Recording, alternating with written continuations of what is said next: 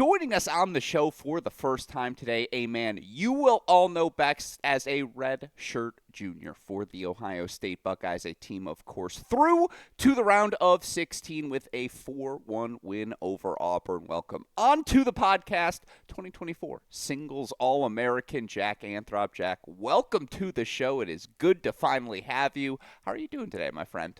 Doing well, and thank you for having me. No, it is my pleasure. This is long overdue, and I got plenty of questions for you, but let's start with the most recent history. Obviously, your team able to knock off Auburn, advance to another Sweet 16. I don't know if you know this, but the Buckeyes now in every Sweet 16 since 2006. I know doubles point didn't exactly go the way you were hoping, but talk me through what you saw in your team's response in singles and how you guys are feeling entering the Sweet 16.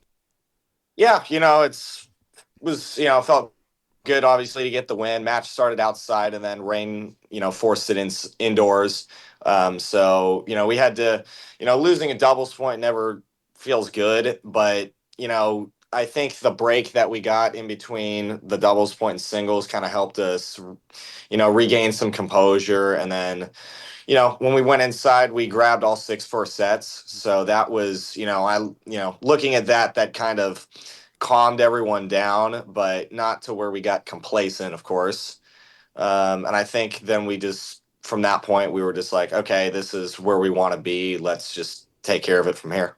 Yeah, it was impressive, though, as you mentioned, that first set mark. Obviously, that's a sign of a clean cut turnaround, but you kind of mentioned it there. The long rain delay, to be dwelling on a one love deficit for as long as you guys were waiting just to restart play. Does it get antsy in the locker room? Like, what do you guys do to remain calm, to be able to reset in the fashion you were?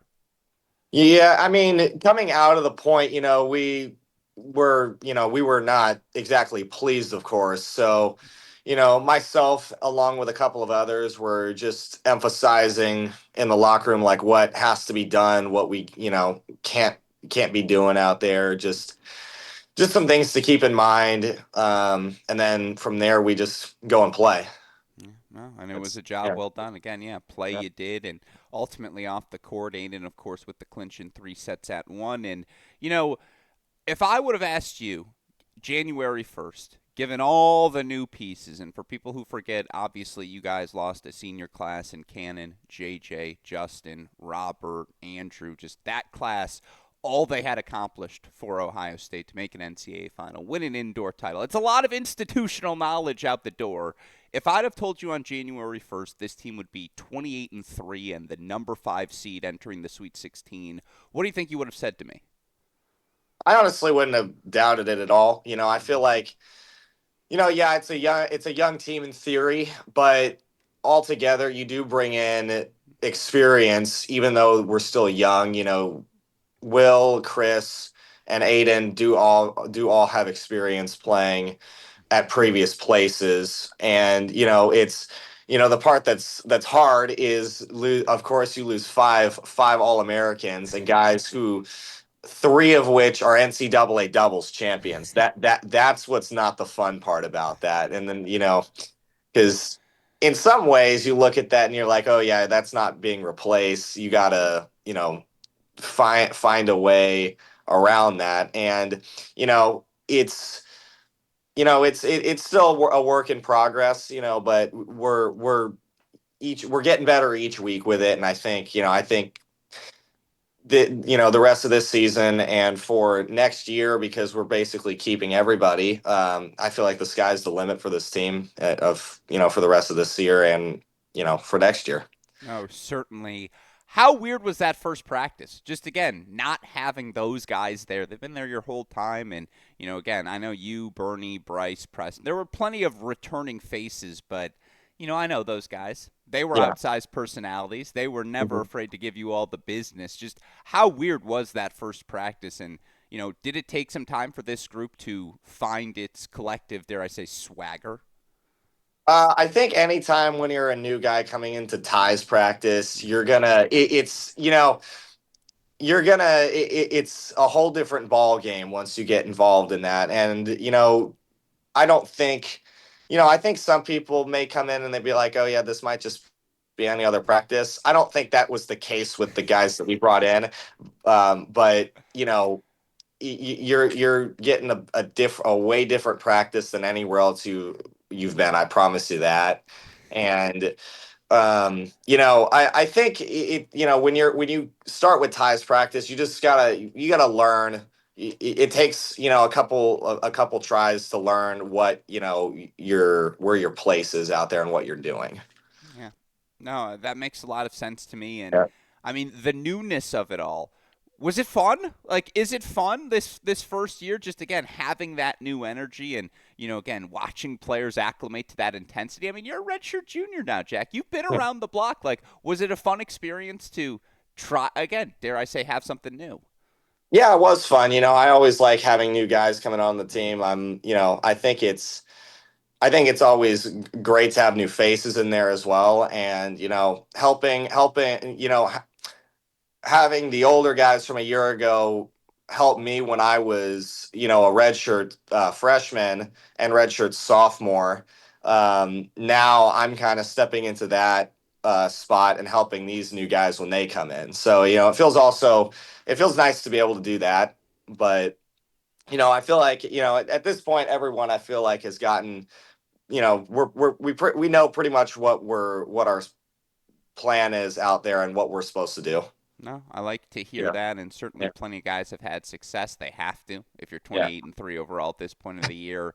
I want to ask you about Bryce first because as someone who is no stranger to gaudy dual match records, 16-0 is nuts. Like you know Yeah. how hard it is to go 5 months undefeated. What seemed to have fallen into place, clicked so well for him in year two?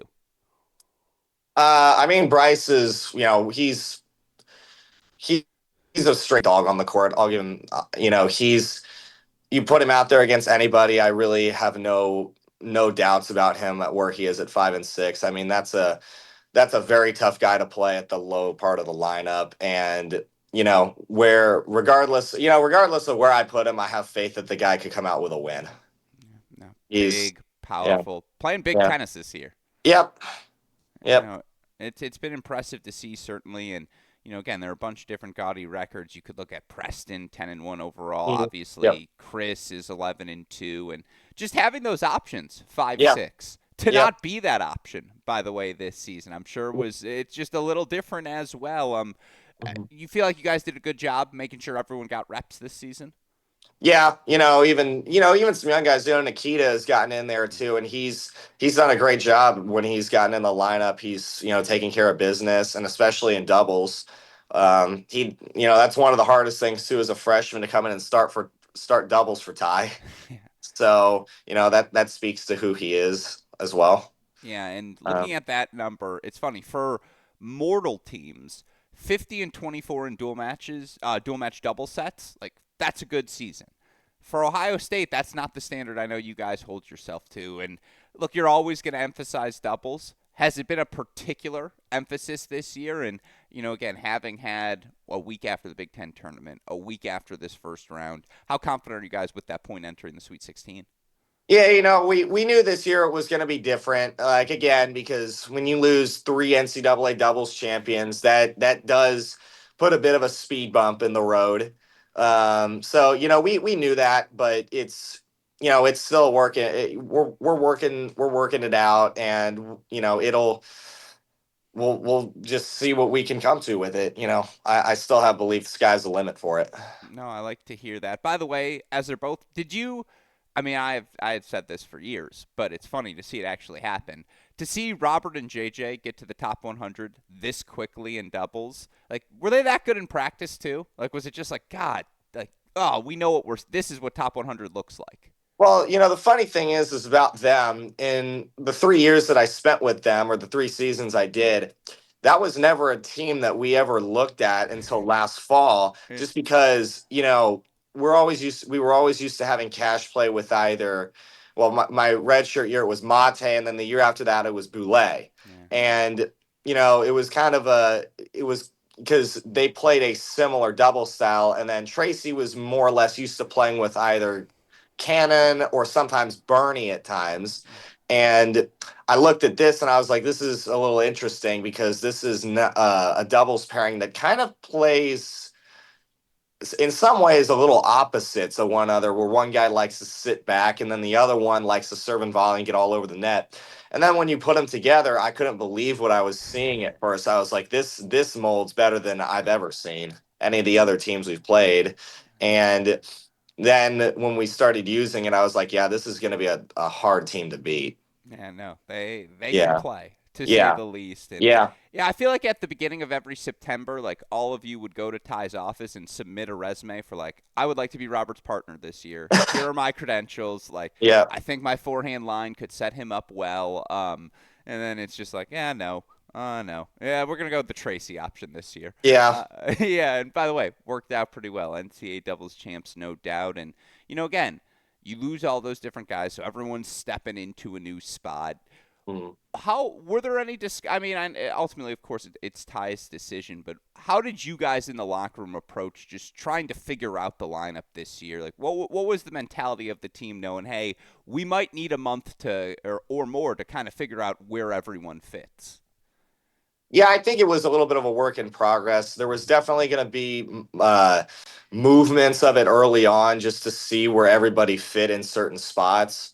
Um, I think that was more the case with the top four. I think the 5 and 6 spots we knew that a little bit better, Hmm. but the top four were just like, yeah, we can kind of move and rotate players around those spots and see, how it works out.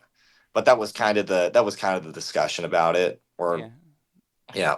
No, I mean obviously it's worked out this year, and for yourself, 25-2 overall once again in the 3 and 4 spot. And again, I don't know if you are keenly aware of what the numbers are in totality, but you add that 25-2 to the 47-6 that you were coming into this season. And it's just like the number is crazy.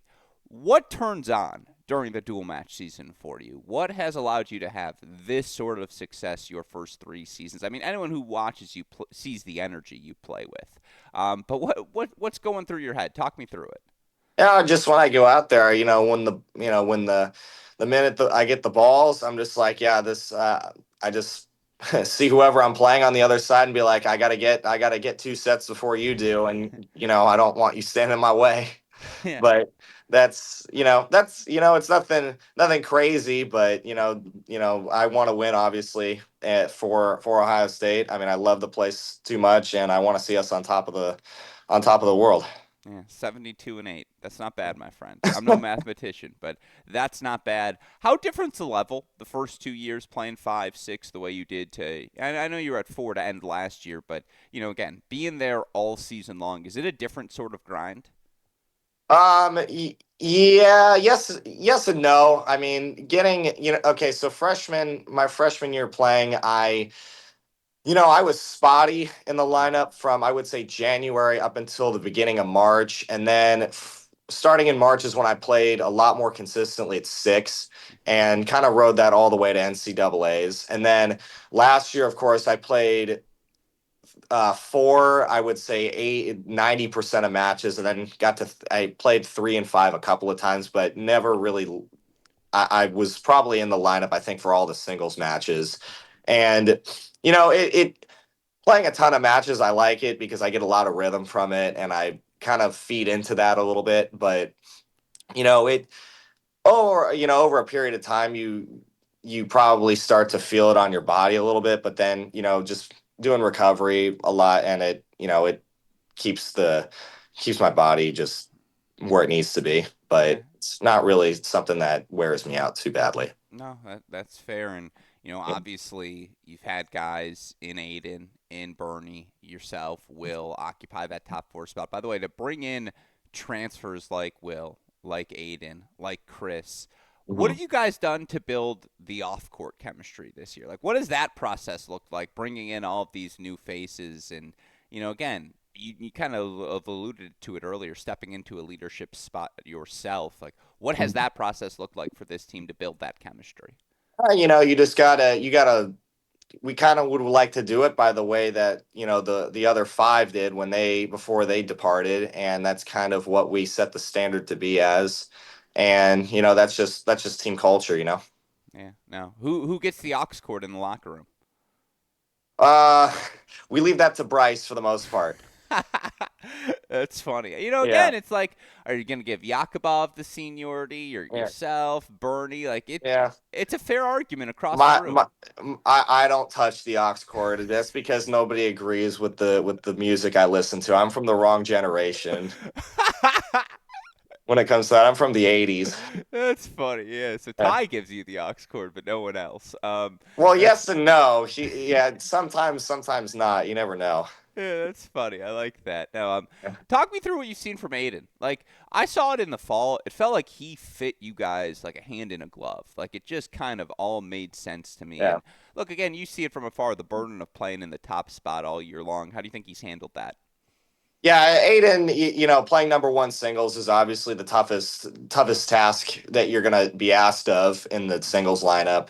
Yeah, and you're right. In the fall, he was playing balling out, and semifinals of All Americans, and after that, he didn't play any more of the fall events because he didn't need to, and just kind of played his own tournaments. Of course, won our 25K here in singles.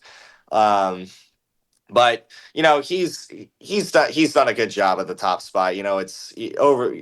It's hard to have a win record of 80% or above there because everybody at the top single spot is very good. But he's done a good job of this year being up there. Yeah, no, it's been so impressive Yeah. across the board. All right, do you want the fun one or the one where you might swear at me first? Oh, give me the one where I might swear at you. All right, Let's. let's just get into it.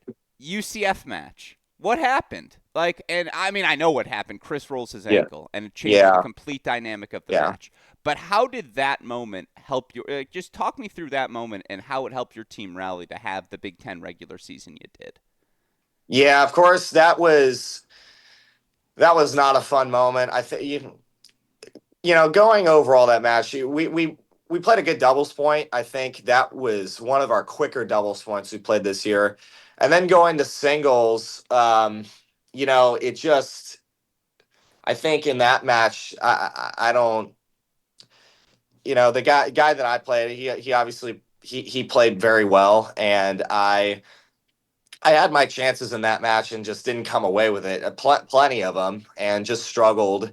And then, when Chris goes down, he falls down on my court. And I'm seeing that, and I'm like, that's absolutely what I don't want to see when I'm in a third set here. I'm like, that isn't because at that point, Chris was winning every match he played. Yeah. So, and then I see that go down. I'm like, damn, man. I'm like, that's not what I want to see. Mhm. And we're in wars everywhere else in the building, and then that happens. That's the last thing you want to see. Yeah. So No, it was, yeah, I'm curious. How does the team address that afterwards? Like respectfully, and again, I warned you. You might swear at me. Like Ohio State doesn't lose in the round of 16 at indoors, and obviously, I was really impressed by the next two matches. Like you came yeah, out and you guys made business the rest of the day. But yeah, how is that addressed? Like how is the there's two ways the team can go. You can have a loss like that and spiral, or you can rally around it. And you guys obviously yeah, did the latter. To what do you credit that? yeah. Well, at that point, when you lose a match like that, you're just like, you can't hang your head, Yeah. and your back's up against the wall. You got to find your way out of the hole. There's no yeah, you can sit there and dwell on it. It's going to lead to another loss most likely, and Mm, that's not what we aim for, of course. And yeah. coming out of the next match into the next matches, I think everyone, we came in with a chip on our shoulder, and we're all full of, we're playing out of anger now, and I think it served us well for the next two matches. And I think everybody did their part, and then after that, we kind of used that as energy to go off of, into the next matches. Yeah, no. Similarly, the UCLA match. Obviously, they played an excellent point, Yeah. and they are through to the Sweet 16, which speaks to Yep. their talent. But Yeah. how did a loss like that help you guys rallying into this postseason? I mean, it's again, you learn more when you lose than when you win. Hmm. It just, it wasn't anything. That match again, we had a ton of opportunities, especially on my court and Barney's court. And just you get on you just sometimes you just can't come away with it, and I think that we got unlucky at times, but they played a great match, and that team has a ton of talent, so they did their job. Yeah, no doubt about it. And it was a fun environment. Again, certainly you guys always have some great crowds down in Columbus, and Hmm. that's what college tennis is all about, certainly. What was your reaction to all the crowd? Like, how frustrating is it, just from a player perspective? Be like, really? Like, you're going to talk to our crowd I why in that you're talking in that in that particular case? UCLA match? Yeah, I mean, it never feels good, especially when it's at home Mm, to have something like that. But you know, it's going to happen eventually at some point. It was unfortunate that it had to happen then, but you again, you got to put it behind you and move forward. There's no time to waste. yeah. When there's still tennis to be played. Um, so I don't. Of course, I didn't like to have that in front of my home crowd, but sometimes you just got to bite the bullet. Yeah, no, again, So, Columbus crowd is special. Like you yeah, guys always put butts in seats, and that's a credit yeah, to you all. And yeah, yeah, indoors, outdoors, doesn't yeah, matter. That Ty Tucker tenor Center is packed. All right, the positive side of that coin. yeah. Talk me through the Michigan weekend. To go to Michigan down there, Michigan State again. They had you on the ropes as well. To walk away with the 2-4-3 wins. I was waiting for the video to come out where Ty's like Monday off, like we earned it. Congrats, boys. Just that weekend was awesome. Just what how did that help this team? Well, I mean, nothing felt better than that because I mean, for the Michigan match, we had we're down 2-0 in that match, and it looked, if it had gone for 10 more minutes in the way that it was tracking, we would have been out of there 4-0. I'll say it. They had you. I thought Oh, it they was. I was did. like, Oh, oh my god. I'm not going to disagree with that at all. And the way that it was looking, that's how in I would have said 95% of people would have said that's what should have happened, or they would have turned the streaming off, been like, yeah, that's over. But that's, then Carpico does his thing down at 6, and then we're back in it at 1. And, then we add another hour to the clock, and stuff, starts to unfold a little differently. So then we go to Michigan State, and then we're almost like, yeah, 2-0, going down 2-0, yeah, at Michigan. Let's go down 3-0 against Michigan State. And that was, I'm looking at this, I'm just like, I don't, this is gonna be hard to get out of. I'm like, we're gonna have to do this again somehow. And we're leaving. Nikita was one of the matches on. It's a freshman playing at 6 singles. He did a great job in 3 sets. Every match that we won in that one was a 3-set match, other than mine at 4 singles, I think. Yeah. No, it And was it was a war. yeah, it was, and it was scary. I was biting my nails, and I'm like, I didn't love that because I'm like shaking while I'm sitting over there watching Aiden in a third set play against Ozon. I'm just like, dude, like anything else other than a third set on court one, Yeah. where stuff is, the most indecisive. Yeah. No, I totally get it. And, Yeah, again, it's a credit to, for people that yeah, know, Aiden's brother Alex played at Michigan State. Aiden's yeah, from the state of Michigan. Like, for him yeah, to get that win, yeah, Bernie to get the win at 1 over Gavin as well. yeah. Like, is it, I always have the theory it's way harder to watch than play those matches, right? Oh, by far. And it's, like because when I was in those, when I was in that moment with in the Illinois match, like I'm actually very relaxed when I'm playing. I'm not, I don't have goosebumps. I'm not, shaking or whatever. But when I'm watching it, I'd rather be watching anything else than at 3-all last match on. It Yeah. was the same situation last year when we were at indoors and it was coming down to cash, even though like all these matches that we're talking about, we came away with victories. I still did not like being in that spot, man. Like anything other than that. Yeah, no. I Yeah. mean, for sure. I very much agree. And I still think back. I think Aiden That third set tiebreak is one of the most impressive like tiebreaks I've seen Yeah, played this season. yeah, Bernie in that third set with Gavin, like that was a yeah, really high level, man. Some of the yeah, passes Bernie found, just yeah. a joke. And again, we've alluded to it, but I'm curious. Some questions here for the home stretch for you. What match did you learn the most about your group this year? Um,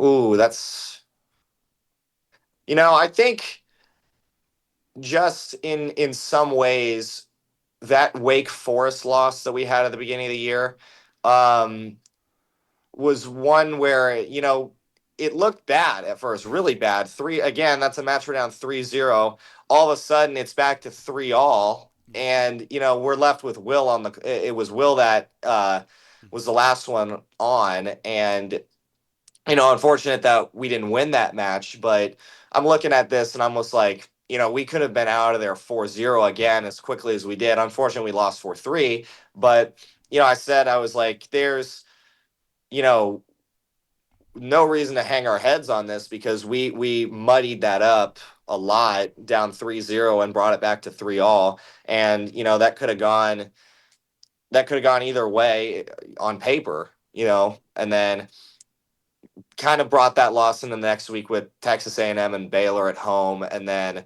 unfortunate with the UCF one, but that was another one where we learned a lot. Again, I would say most of our learning ones have been from our losses outside of the Michigan State ones on the road, where when the biggest thing I took from those matches was yeah, we were down and looked to be out, and we found a way to win them both. Yeah, no, it's been a fun season. Again, Yeah, another big number, 28-3, another undefeated regular season. I still think it's not talked about enough that it took Ty like 26 years to lose 100 matches. Like, if you just do the math, that's crazy. To lose less than yeah, 4 times a year in this sport for 2+ decades, Sweet 16 in every year since yeah, 2006, they're cooking something special down in yeah, Columbus. That's not exactly a yeah. revelation. If there was one thing, knowing how intense those practices are, of course, already, but if there's one thing you could go back to January and say, man, we should make more time in practice for this, for our team, whether it's on the court or off the court, what might you pick and why? Man, I really don't know what to say with what I could say with that. On the court, it's really hard to say because they really cover almost everything on the court, Mm-hmm. and I really wouldn't change what they do out there because it works, Yeah. you know. Um, and then off the court, I think we mold pretty well together as a team. So I don't really think there's much that we need to do different there. Yeah. We had Uh, one coach come in and said, should have had my team play more beach volleyball. Think you guys would be good at beach volleyball? Probably. I don't know. I've never tried it. I wouldn't say so. Yeah. I think I'd be better throwing footballs than Yeah, that. I feel like that's true. Football's the off court competition of Yeah. the Buckeyes. Especially, yeah, at Ohio State as national champions. Yeah, Who yeah. throws the ball furthest on the team, by the way? Who's got the arm? I'm gonna put myself in that. Carpico's not gonna like that, but I was gonna he's say Carpico's definitely. I mean, I've seen him throw it in the warm up. Carpico throws a pretty ball. I'll give Yeah, him he's got that. his. It's a nice He spiral. throws a pretty ball. Yeah, I've seen some guys toss it around. There yeah, are some people who can get some distance, but the yeah. spiral's a little loose. I agree. Carpico, it's a tight spin. Yeah, he's not gonna like me putting myself over him in that spot. We'll have to do a little competition. He'd Figure be it a out. better He'd be a better receiver than me. That's for certain. Some length. Well, again, go Yeah, put him. Yeah, yeah, go put him next to four. I think he'll find a catcher too. Um, yeah. I will. yeah, I think anyone could. Yeah. All right, I'm going to ask you to put on the pundit hat here. I know you are locked in, of course, to your matchup, and very much looking forward to that battle on Saturday as you guys take on Mississippi State. Get back to that in a second. But if there was any other match that you could lock in on just as a fan this weekend, kick your feet up and enjoy in the round of 16, which might you pick and why? To be honest, I haven't really paid attention to or looked at any of the other matchups. I really have just been looking at this one. It's a smart Um, move. Do you want me to run you through them? yeah, go ahead. All right. Wake Forest, Texas A&M, NC State, Columbia, Stanford, South Carolina, Texas, Tennessee, Virginia, Arizona, USC, UCLA, TCU, UCF. USC UCLA for a third time. Yeah, I third one. actually I actually remembered that, but I don't know. I feel like that could be good again. Mhm. I mean, UCLA is now playing with a full lineup, regardless of what they're. Spencer Johnson's playing five singles, but that's they're playing with everyone now, regardless. Yeah, no, that's a good So team, man. You've seen yeah, both those teams obviously yeah, here this season. yeah. By the way, what was it like to get the West Coast Big 12 trip coming to you? UCLA, USC in late March is not something you see often at Ohio State. No, it's it definitely felt different. Looking up at the scoreboard and seeing those colors and those logos was a little bit different than what I've seen before. And even during the Big Ten tournament, then seeing with Oregon's and with Washington's up there, I'm like, yeah, this is a little bit different than what I'm used to. But it's I don't mind having some extra teams in there Yeah. altogether. No, and I think you guys will go west next season. It'll be Yeah, interesting to see, yeah, how that experience goes. Well, then, yeah. my last question for you, of course, let's focus on your match. A very fun one, a rematch from last season, as of course you faced Mississippi State. Then you're going to face them again here this weekend in the round of 16. Talk me through what you view as their biggest strength and what it's going to take for your guys to knock them off. Yeah, I mean, last year, I think, you know, the doubles point with us was, that's doubles point's always a big help. And again, when you're playing with five old guys and three national champions, things play out, I think a little bit. Yeah, they play out how the cards should play on paper, but this year will be again. That's going to be different. We got to figure out our what we're gonna do with that. And then singles. I think the plan is just let's go in, let's play fearless, let's just go take care of business, Yeah. and enjoy the atmosphere. Yeah, no, certainly that will be fun. One bonus question for you because it was announced yesterday, so I can say it on the show. Luchonic to Dayton as the Yeah, assistant. He gonna make a good coach? I think he will make a great coach. I actually I texted him about an hour before I got on this call Yeah. because I saw it myself on Instagram. So I just texted him like, "Congrats, brother." Yeah, no, it's good to Uh, have him back. A 1 year yeah, absence. After having him in college tennis for 2 decades, to not have yeah, him for a year was devastating. And so yeah, it's great yeah, to have him back. And yeah. yeah, I think he's gonna make a decent coach. Oh yeah, I think he will. Yeah, Yeah, certainly. Well, yeah. obviously, again, this was long overdue. As God, we've spent way too much time talking Jack Anthrop over the years, and that's a credit to all of your success, my friend. So appreciate you taking the time to join us here today. Obviously, wishing you and the Buckeyes good luck here this weekend. I believe I'm contractually obliged to give you an OH before I let you go. Yeah, and appreciate you I taking owe. the time today. All right, thank you, man. Appreciate you. Record